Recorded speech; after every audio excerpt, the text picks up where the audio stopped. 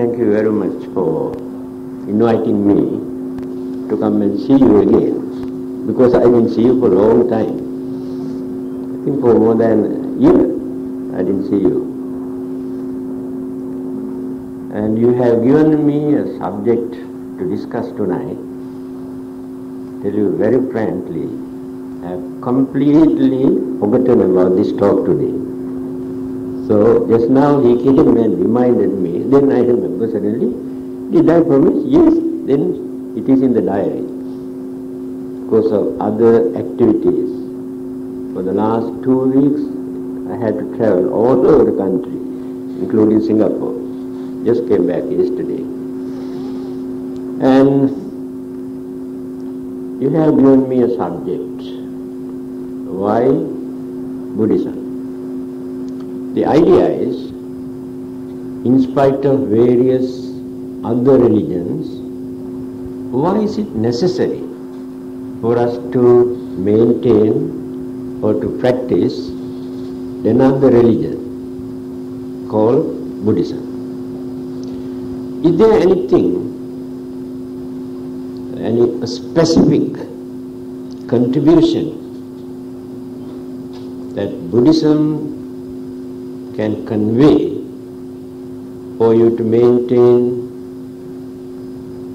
your way of life, to lead very peacefully, without facing many problems and calamities and frustrations and misunderstanding, or to gain more knowledge and wisdom and understanding?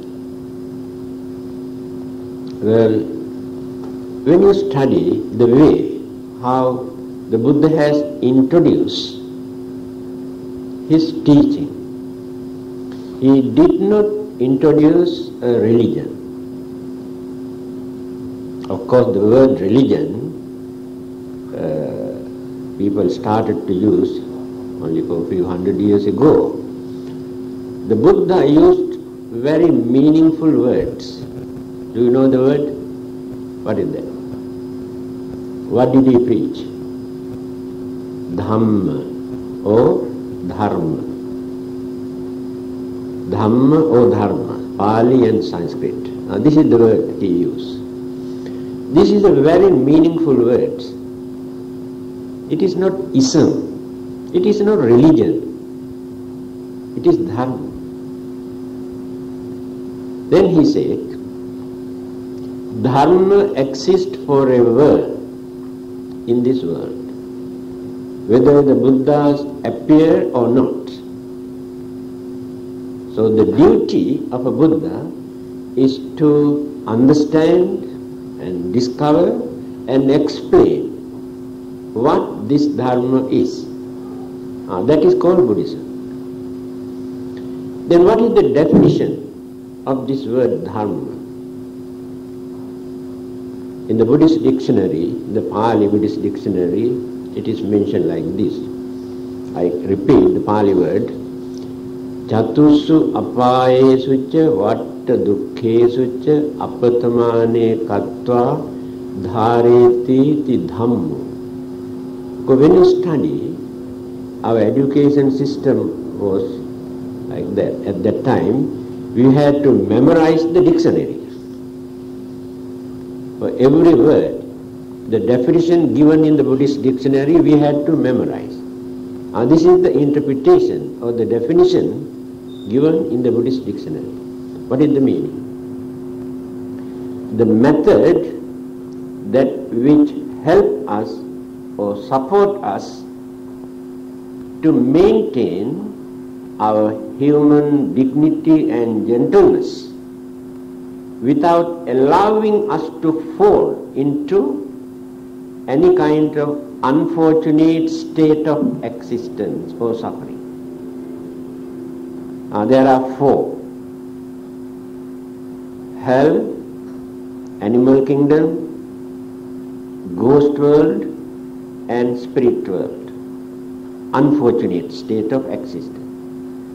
If existence takes place in any of those unfortunate states, we become very unfortunate living being. We had to suffer throughout our life. So the dharma is to protect us, to support us, to hold, without allowing us to get into any of these unfortunate states. I can give another example for you to understand. This earth, in the Pali or Sanskrit language, introduced as Dharani. Dharani means Bhumi, or the earth. Dharani means that which hold everything. So this earth holds everything, good and bad, everything. And this earth can tolerate everything. You go on cutting and digging and burning and doing everything, but the earth tolerates everything. So the dharma also like this. Hold everything. But the Buddha single out or point out, this is dharma and this is adharma. Dharma and adharma means religious and irreligious. In simple language, good and bad. So dharma point out. For us to maintain our human dignity, to gain more understanding and wisdom and peace and final salvation, to find out the aim of our life. We do not know the purpose of our life. Just we go on creating our own imaginations according to our way of thinking or according to our taste. But the truth is not there. But the Dhamma point out the aim of our life, the final goal, and the path. This is called Dhamma, this is called Buddhism. And it is not necessary for us to use the word religion actually, because that word is very limited word. Belief in God, no harm, very good. Pray to God, very good. No one can say it is bad. And binding and rebinding man to God, very good. That is called religion. If not, praying and worshipping to God, religion. When you refer to the dictionary, you can see these are the things highlighted in the dictionary. But Buddhism goes beyond all these things. So we should not limit the vast meaning of Buddha Dhamma by giving this limited meaning or using this word religion. If you can interpret in this way, a method for us to practice to lead a righteous or very meaningful, peaceful method, peaceful way of life to maintain our dignity and in the end to find out our salvation. If they can add these words also into this word religion, then we can accept Buddhism also as a religion. Then the question is, why is it necessary?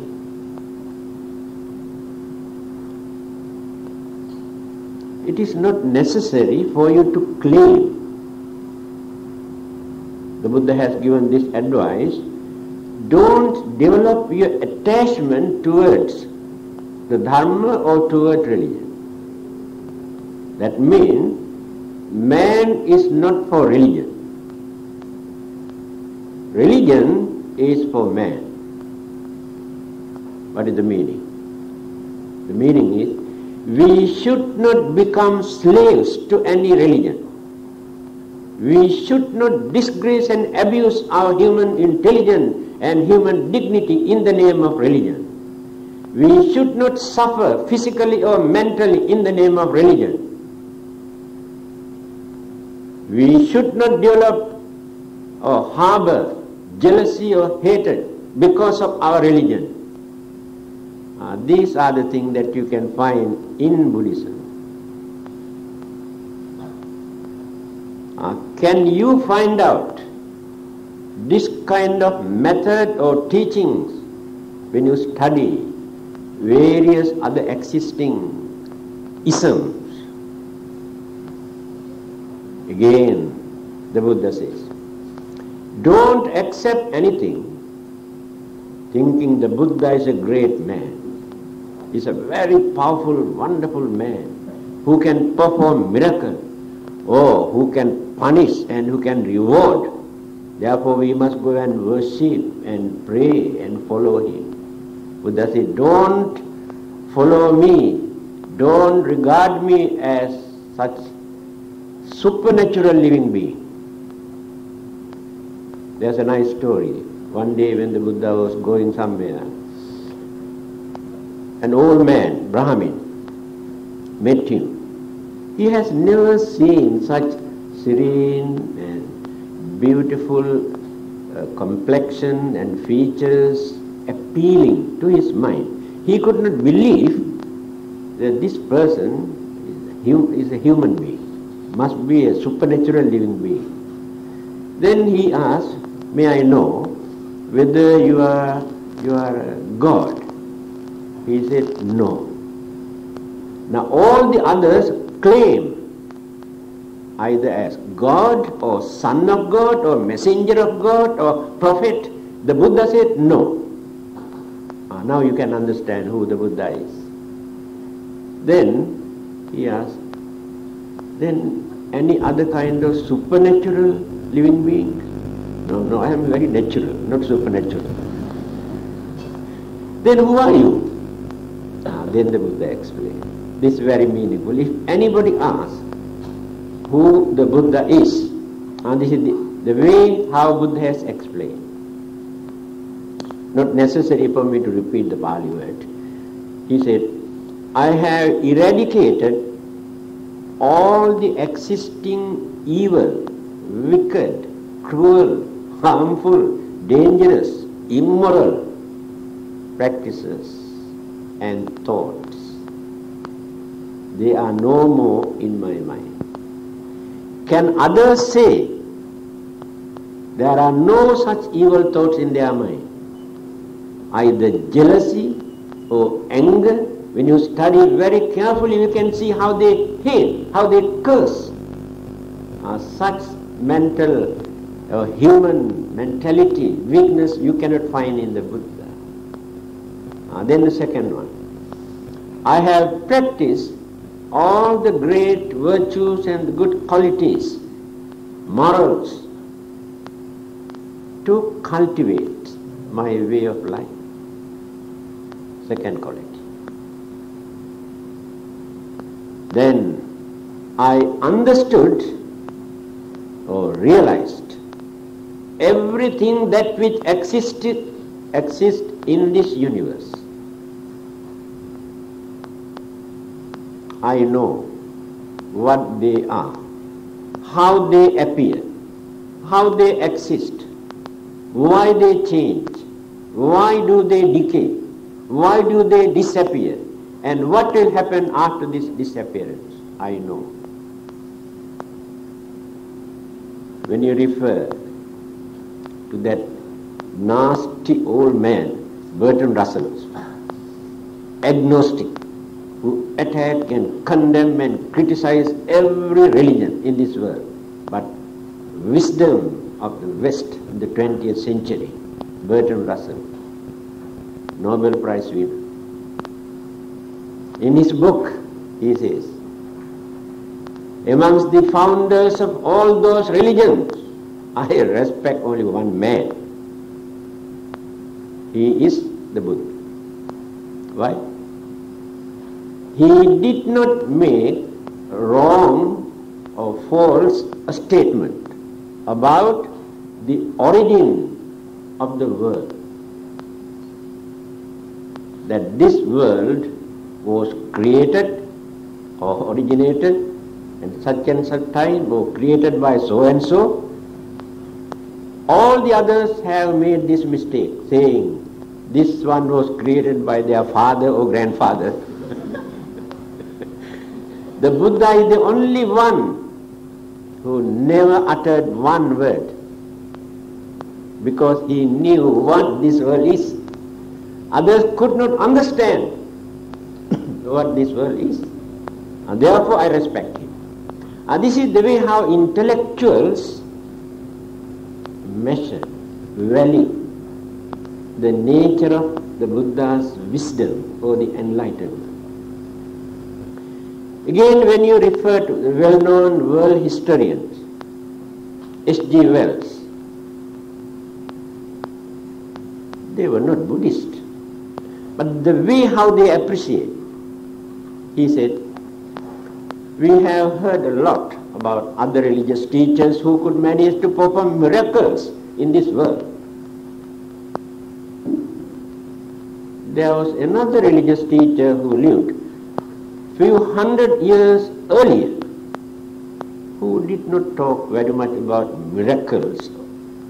But when you study his teaching and compare with modern science, we feel that he is more closer to us than the others who lived earlier.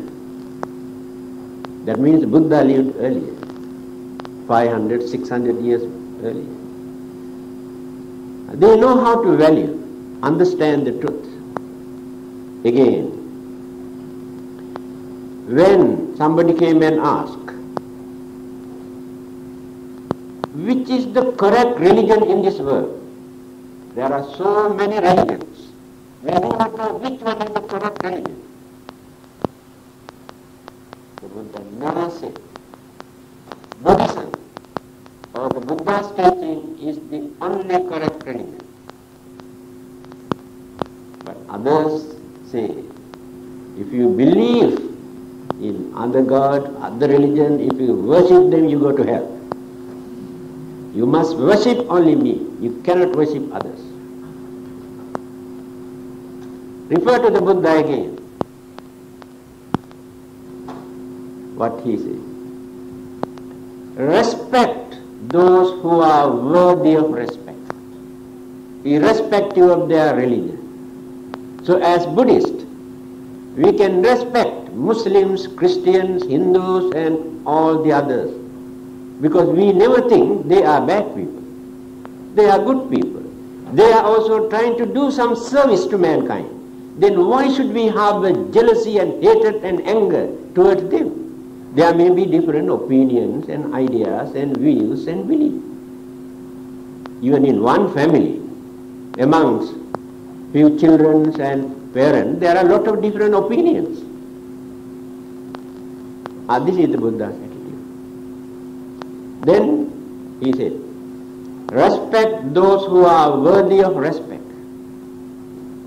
And we can work, we can live together with all the other existing religious groups. We have no problem. But when others come nearer to us, some of them say, oh, sorry, we cannot associate with you. We cannot eat with you. We cannot stay with you. These are the unfortunate situations. How religions divide mankind, discriminate, and encourage people to develop jealousy and hatred. Such teachings you cannot find in the Buddha's teaching. In fact, he says, now this is a wonderful statement.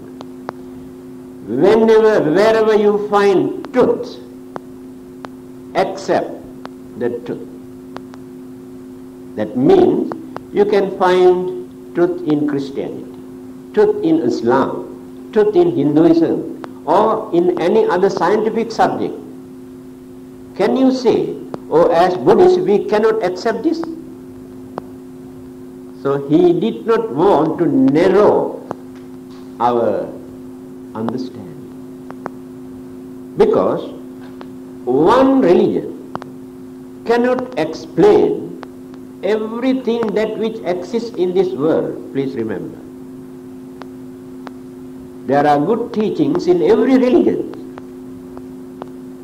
Then how can we deny them if there is truth in their teaching, just because we are Buddhists?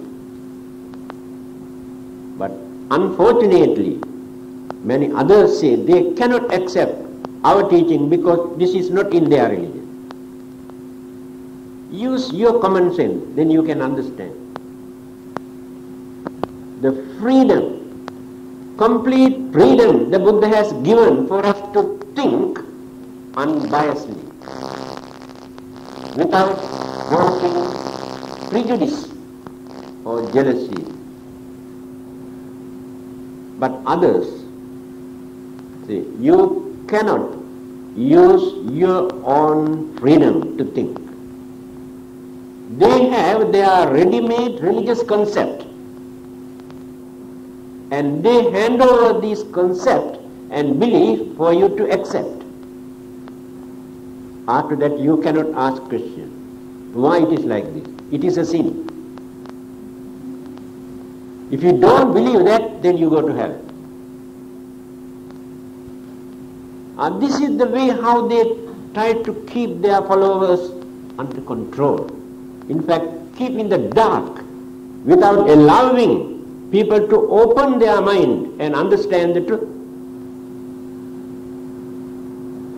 Many others say, oh, we cannot read Buddhist book, it is a sin. We cannot step to a place of worship of other religion, it is a sin. We cannot respect another religious teacher, it is a sin. I really cannot understand what type of sin it is. Usually, we commit sins either by using our selfishness, or jealousy, or anger, or hatred, or ill will. Otherwise, how can we commit sins? When you go and respect an image of Buddha, image of Goddess of Mercy, or any other image, with devotion, confidence, out of respect, you do this. You are not doing any harm to anybody in this world. Then how can this become a sin? They say you worship devils.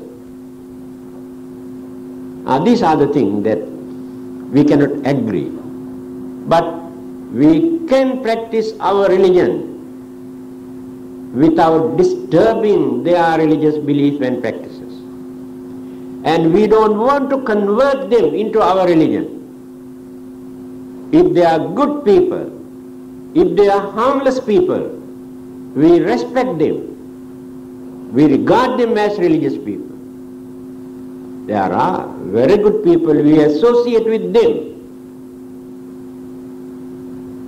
Real gentlemen, real religious people, Muslims, Christians, Hindus, and among those free thinkers also, there are gentlemen. We never think they are sinners. We never think they are unfortunate living beings. On the other hand, please remember, so don't misunderstand me, later you will realize, the Buddha was not a Buddhist. You got a shock, isn't it?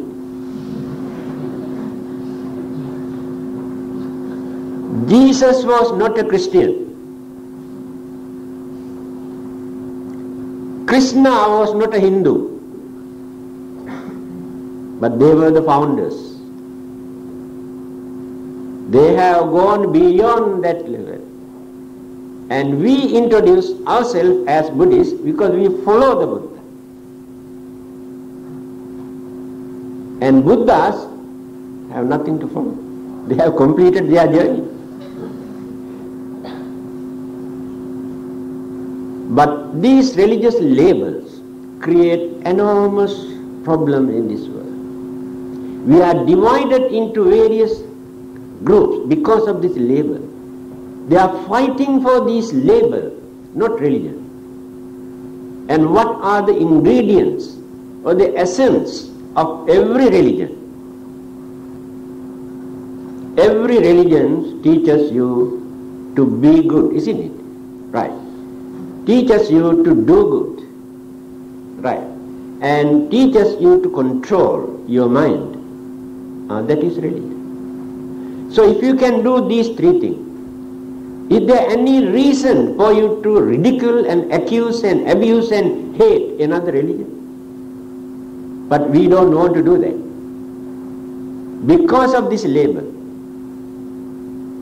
I want to introduce my religion. The word my religion is the dangerous thing. That is human egoism, not religion. Others think we must drag others into our religion.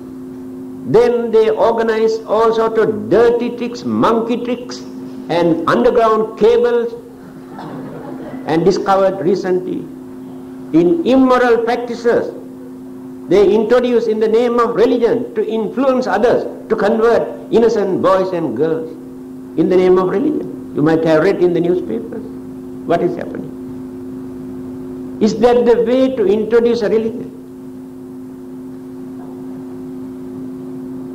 Why can't they practice religion as gentlemen without disturbing others?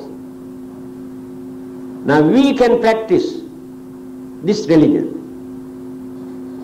without disturbing anybody. Now you can understand why Buddhism. We can live with others in any society without showing our hostility, discrimination. Now I have visited, I think all over the world, Christian countries, Muslim countries, communist countries, and so many other countries. I noticed everybody respected me because they knew this is a religious man. This is a harmless man. He must be an honest man, or he must be a holy man. But these qualities are common to every religion. And those who have no religions also appreciate these qualities and virtues. So now you can understand the way how Buddha has introduced this. Then, there is nothing for us to point out from the Buddha's teaching that as Buddhists, we cannot eat this. There is no such teaching. But later, disciples, followers introduce, or you must take only vegetable food, or you cannot take meat but you can take fish. Another group say you cannot take fish and meat, both only vegetables. But the Buddha never said like this. He knew our problem. Again, our dress. There is no special dress for Buddhists. You can use common dress. Again, the Buddha never said, you must come and worship me, pray, or do some offering to me. In fact, there is no history for us to point out that there was any Buddha image for nearly 500 years after his passing away. No images. Because some of his disciples wanted to erect the image of the Buddha. Buddha said not necessary. Because he knew. He knew later how people abuse and misuse. It is happening. What is happening now? People are fighting for images. Chinese say Chinese Buddha is the real Buddha. If there is no Chinese faith, it is not Buddha for them. Indians say no, Buddha was born in India, therefore it must have Indian face there. Then Burmese. And Japanese also introduced that their Buddha is more powerful than others, because that is electronic Buddha. More powerful. It is true. And all these competition, jealousy, unhealthy competition started because of those images. I think Muslims are very wise in that respect. From the very beginning they were against this. But there is no reason for us to hate or regard those who respect images as sinners. No ground to say. What the Buddha wanted is actually to cultivate our way of life. Whether we worship or not, whether we pray or not, whether we do some offerings or not, if we can maintain certain good qualities in simple language, if we can live without disturbing others, Buddhism is there. It is Buddhism. Forget about all the other precepts and techniques and mantras and chantings and everything. Try to live without disturbing others. In that word, you can see everything. Without hurting, without destroying, without killing, without bluffing, without swindling, without cheating, without robbing, and everything is there. That is what the Buddha wanted to introduce. But not for you people to come and go and worship him 10 times a day and thinking the Buddha can take away all your sins that you have committed. He never said. It is very dangerous. If anybody says, I can forgive your sins, indirectly encourage them to commit more and more sins. Why? After committing all sorts of dirty things, you go and ask forgiveness, please take away all my sins. Alright, then tomorrow also I can do the same thing. Because you, every time when I commit evil, you take away my sins. Therefore I believe you. Therefore I respect you. The Buddha says, if you commit evils, you are responsible for that. That is why you had to learn this earlier. It is not for you to go and forgive after committing it.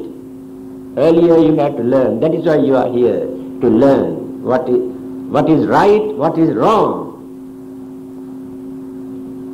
And you cannot bluff the Buddha by offering some candles and oil lamps and flowers and 2 tins of milk and fruits and orange and this and that and worship. I give you all these things to you, please take away all my sins. It is bribery and corruption. You must try to be good. That is more than enough.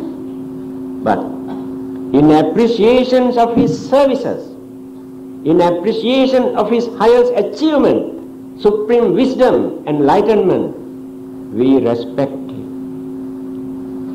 It is not a prayer. We do not go and beg anything, but we are determined to be like him one day.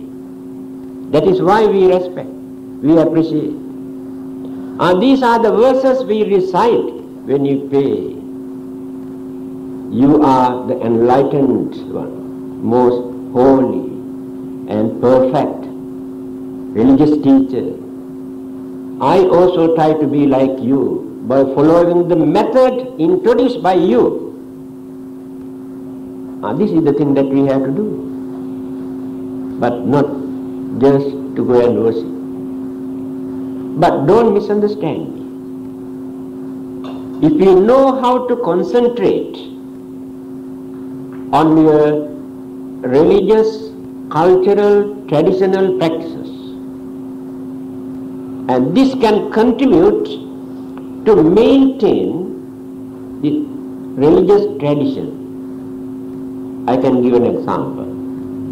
In certain countries in the West, many Buddhist scholars started Buddhist societies. They concentrated only on philosophy and psychology and meditation. Because according to their way of life, the practices that we maintain in this part of the world is unknown to them. They don't appreciate this. Offering of flowers and lights and this and that, they cannot appreciate and understand. But remember, when those scholars, active workers, died, and they have nobody to continue, dropped, society also disappeared. Because there is no link. All are not intellectuals. Understanding capacity is very limited. Now in your family, assume your father is a very intelligent man, and he does not encourage you to practice all those things. But you have your own mentality, your own character, your own way of life, your own way of thinking. After his death, you may go your own way, and that philosophy, that meditation, that psychology also disappear from your family. So we maintain Buddhism for the last 2,500 years in this part of the world because of our religious cultural heritage. They are respectable methods, very reasonable. They are not under rites and ritual or superstitious practices. I can give you an example, then you can understand. When you go and offer light, this is your contribution in the name of the Buddha. Then you recite certain verses. I offer this light to dispel the darkness, just as the Buddha dispelled the darkness of ignorance. It is a meditation. You concentrate on that. It is a respectable way of offering. It is a meditation. You offer some flowers, then recite some word. I offer these flowers as a mark of respect.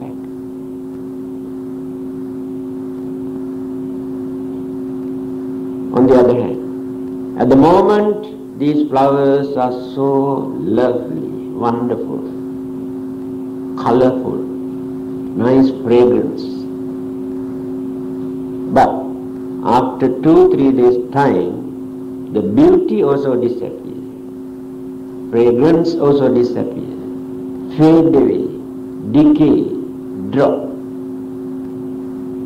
Our body, our life also exactly like this. Today we are very pretty and very handsome. We are crazy for our complexions and beauty. But all these things, beauty and youth, won't last forever. Go on changing, decaying. One day collapse, just like these flowers. Wonderful meditation. Then a realization of the facts of life.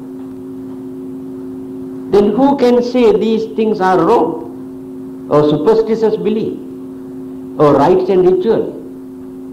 Because they do not know the significance, the meaning of these practices. Then, when you practice this, your young ones, your children, your younger brothers, younger sisters also follow you. They can understand only this much. Just for fun, they also join with you. They enjoy lighting lamps and offering flowers. Then this will become their habits.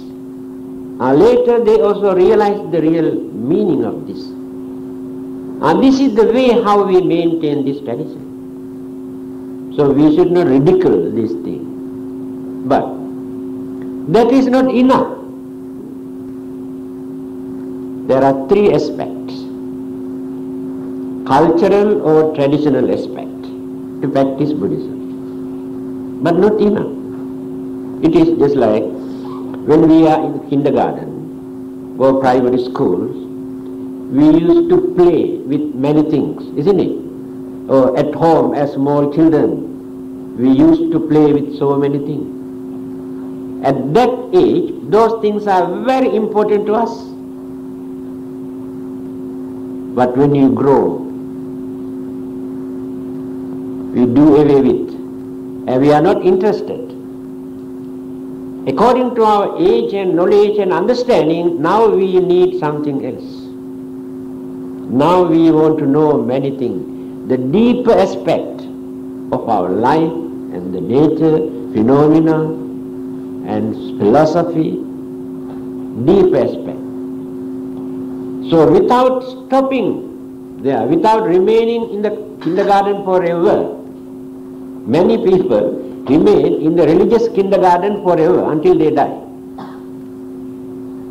You have to go beyond that. If you are not interested in those practices, you can forget. But you can set a good example to young one who cannot understand the deep aspect of Buddhism when you respect. That is why Arahantas who have attained the highest stage also go and offer flowers to the Buddha to show good example to others. When the Buddha was sick, he invited his disciples to come and recite the sutras, chanting. Then he said, now I feel very much better. The idea is to encourage others. Even the Buddha also liked to listen. When the chief disciples, Sariputta, Ananda, Moggallana were sick, the Buddha and other disciples also visited them, recited these chanting sutras. So they say they feel very much better after. Example to others. And we should not neglect these traditional practices. Then, that is cultural traditional aspect, foundation. You start from there. And the second stage is intellectual aspect. Intellectual aspect means going through these practices, we develop our understanding. We try to understand the real nature of the Buddha or his enlightenment, and the real nature of the Dhamma, the truth, the facts of life, and the worldly phenomena. Why this world is like this? Why people are suffering? Why should we struggle for our survival? What is the cause? And why people say that they cannot satisfy with their life? Every day they grumble and accuse and criticize, create frustration, worries and miseries. Why? Who create all those things? Who is responsible for all these things? Now you are developing your intellectual capacity to understand these things. Then the Buddha explained all these things for you to understand. Now let us take few. As a young prince, one day, when Prince Siddhartha, before his enlightenment, he was sitting in his garden, and he saw a snake suddenly come and caught frogs or lizard. He was watching. Now the frog is struggling to escape. The snake is struggling to swallow. When this fight was going on, another huge bird came down and taken the snake, the frog in the mouth. They started to think very deep. This is the nature of existence. Every living being here in this world, on the earth, in the water, continue this struggle. One eat the other. And this battle will continue forever. There is nobody to stop this. Can you say that someone has created all those living beings to wallop each other? Then why do they try to run away, escape from death? Because they experience the pain and suffering, fear of death. This is the nature of existence. And this incident has become the turning point for him too. renounce the worldly life, to find out the remedy, to stop this battle. How to stop this? That was his main idea. At the age of 29, he got a beautiful wife, very lovely baby. Still people condemn him. He's a cruel man. What a pity he gave up his wife and child. He had the courage to renounce, but our people too, after 2,500 years also cannot tolerate this. You understand? Because their attachment towards these things very, very grave, very deeply rooted. But he had the courage to detach, not because he doesn't like his wife, not because he doesn't like his son or kingdom. He went on thinking deeply, if I remain here, my services will be limited only to my wife, my son, my family or my kingdom. If I renounce, if I can find out the truth, enlightenment, I can serve the whole mankind. So he regarded the whole mankind as one family. Now you can understand what sort of courage and knowledge and understanding he had to do that renunciation. So, this battle will continue forever. Let us take our life from our birth up to graveyard, last breath. Almost every minute we had to struggle for our survival, for our living. Every second, every minute we struggle for our survival. Take for instance, if you forget to breathe for 1 minute, what will happen to you? This big battle starts from here. Every minute you have to do. This is a big battle. And inside here, millions of battles are going on. Worms and viruses and germs and bacteria fighting each other. Again, blood group, white cell, red cells fight. Again, elements inside the body, 4 elements fight. Then the elements and the mind fight. Then the mind and mind fight. This is inside. Then man and woman fight. Parents and children fight. Friends and friends fight. Relatives and relatives fight. This battle and the whole world is a battlefield. When you read the newspaper, you can see what is happening. Why do they fight? Why do they kill? Why do they disturb others? For what purpose? The Buddha discovered this. But others could not discover. That is why they say, oh, everything is created by God. It is His will. It is up to Him. You do not know anything because you are stupid. What sort of will is this? And they say, no, we must suffer. Otherwise we cannot go to heaven. Why is it necessary for us to suffer to go to heaven? If there is someone, then what is the difficulty for him to create us at once in heaven? Settle the problem. Again they say, after your death, He can take away your sins. Why only after our death? He should have done this immediately after our birth. Take away all our sins. Because they say we have original sin. If the Creator can take away that original sin immediately after our birth, then all are good people, cultured people, harmless people, religious people. It is not necessary to introduce competition to propagate their religion. Because if He can remove our sins immediately after our birth, we can understand that it is true. Anyone can say, oh, after your death, I will take away everything from you. Who knows? I will send you to heaven after your death. Another incident. A man, very rich man, one day came to see the Buddha. He said, you know, we are worldly people. We like to enjoy our world. We have no time to meditate and do this and that. Even then, after our death, we like to go to heaven to enjoy our life. Can you please tell me actually how to go to heaven after my death?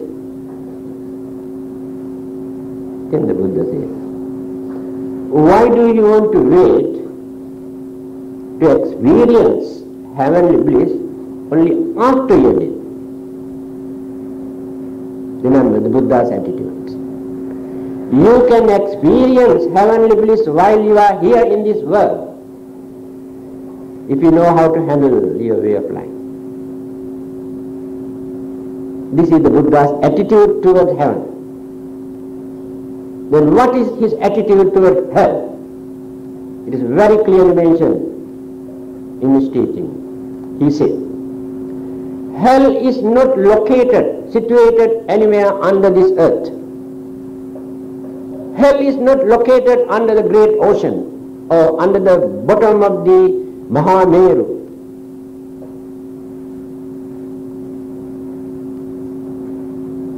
Then where is it?